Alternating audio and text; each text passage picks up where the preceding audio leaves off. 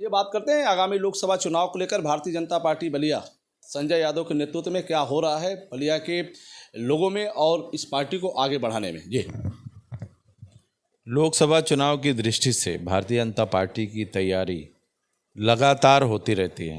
कभी भी संगठन हमारा रुकता नहीं है। भारतीय जनता पार्टी 12 महीने 24 घंटे चलने वाला संगठन है।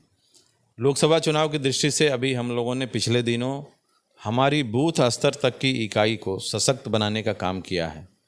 पिछले दिनों विधानसभा चुनाव के बाद से अब लोकसभा चुनाव के बीच का जो काल है, इसमें हम लोगों ने जो भी हमारे कार्यकर्ता उनको कुछ नई जिम्मेवारी देना, बूथ पे जो लोग सक्रिय नहीं हैं उनके जगह पे किसी सक्रिय व्यक्ति को लगाना, आप हम लोगों ने बूथ का काम पूरा किया है। हमारी मंडल की कमेटियां, पूरे ज़िले की सारी जो रचना है उसको हम लोगों ने दुरुस्त किया है। अब आगे हम लोग मतदाता सूची पे लगेंगे। मतदाता सूची का प्रकाशन 27 को होने वाला है। मतदाता सूची का पुनरीक्षण का काम हमारा शुरू होगा।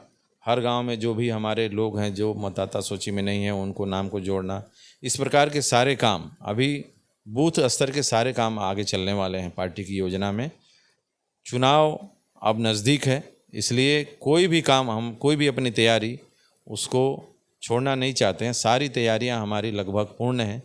पूरी ताकत के साथ हम लोग लोकसभा चुनाव का सामना करेंगे। सर एक बात आती है 2022 चुनाव की बात करें, चूँकि आपके जनपद में 3 लोकसभा क्षेत्र आते हैं, एक रसड़ा भी है, घोसी में आता है, सलेमपुर है, बलिया है। तो जो विधानसभा के जो परिणाम है उसमें 2 सीटें आई भारतीय जनता पार्टी की झोली में, बाकी 5 सीटों पे पराजित होना पड़ा। तो उन विधानसभाओं में भारतीय जनता पार्टी क्या करेगी जहां विधानसभा चुनाव हारी है? देखिए, विधानसभा चुनाव की परिस्थिति अलग होती है और हमारे विपक्ष के पास एक अच्छा गठबंधन भी था विधानसभा चुनाव में, जो अब नहीं है, वो अब हमारे तरफ हैं। तो निश्चित रूप से ज़िले की परिस्थिति काफ़ी बदली हुई है। लोकसभा चुनाव में हमारे देश के श्रद्धेय प्रधानमंत्री जी का एक असर रहता है। हमारे मोदी जी के नाम पे समाज के हर वर्ग के लोग जिस प्रकार से उनको अपना आशीर्वाद देते हैं, तो इस कारण से हम पूरा विश्वास कर सकते हैं कि विधानसभा चुनाव से बिल्कुल अलग हमारा लोकसभा का परिणाम रहेगा और तीनों की तीनों सीटें हर हाल में भारतीय जनता पार्टी के झोली में ही आएंगी, ऐसा हमको विश्वास है। सर एक सवाल और है, चूँकि आप जिला अध्यक्ष बने, बलिया की जनता आप पे बड़ा ज़्यादा विश्वास रखती है कि संजय यादव जिले के लिए कुछ करेंगे। यहाँ जिससे बात हो रही है लोकसभा चुनाव की, आपका दावा है कि हम सभी सीटें जीतेंगे। जनता की जो मूलभूत समस्या है, चाहे हॉस्पिटल की हो या फिर छोटी बड़ी समस्या, अब देखा जा रहा है कि सबसे ज़्यादा छोटी छोटी समस्याओं को लेकर तहसील मुख्यालय पे, जन समस्या को लेकर थाने पे, हर जगह जा रहे हैं। कुछ ऐसे मामले आपकी जानकारी संज्ञान में आए हैं जिसका निस्तारण आपने किया है? हाँ, निश्चित रूप से जो तहसील और थानों के मामले हैं, पिछले दिनों हमारे माननीय प्रभारी मंत्री जी आए थे जनपद में। हम लोगों ने जिलाधिकारी महोदय और पुलिस अधीक्षक महोदय के सामने ज़िले की जो व्यवस्था है उसके बारे में चर्चा भी हुई थी और उसमें जितना भी अधिक सुधार की गुंजाइश होगी उसको निश्चित रूप से हम लोग करेंगे। थाने और तहसील में हमारी स्थानीय जनता को किसी प्रकार की कोई समस्या न हो, इसकी पूरी की पूरी चिंता हम लोग आगे कर रहे हैं और इसमें निश्चित रूप से आपको सुधार होता हुआ दिखाई देगा। आपकी नज़र में हॉस्पिटलों की क्या स्थिति बेहतर है?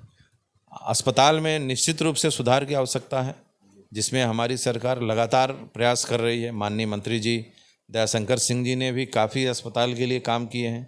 अनेक प्रकार की मशीनों की स्थापना भी हुई है, हमारे जो रोगी हैं उनकी जांच भी हो रही है और आगे मेडिकल कॉलेज का काम बहुत तेज़ी से आगे बढ़ रहा है। ज़मीन की व्यवस्था पूर्ण होने वाली है और तत्काल उसको मुख्यमंत्री जी ने भी घोषणा किया है कि मेडिकल कॉलेज का काम सबसे पहले बलिया में शुरू होगा।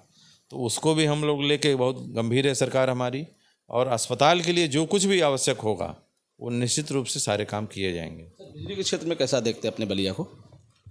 पिछले दिनों ज़रूर बिजली की सप्लाई में कुछ अवरोध आया था, लेकिन अब आप देखेंगे कि माननीय मुख्यमंत्री जी ने संज्ञान लेते हुए पूरी व्यवस्था को दुरुस्त किया और आज फिर से बिजली की व्यवस्था सुचारू रूप से जनपद में मिल रही है। जहाँ भी कोई दिक्कत है, परेशानी है, तो स्थानीय कारणों से है, उसको दूर किया जाएगा। तो आपके क्षेत्र में जिले में ग्रीनफील्ड एक्सप्रेस की बात हो रही है, उसमें तेज़ी आएगी काम में?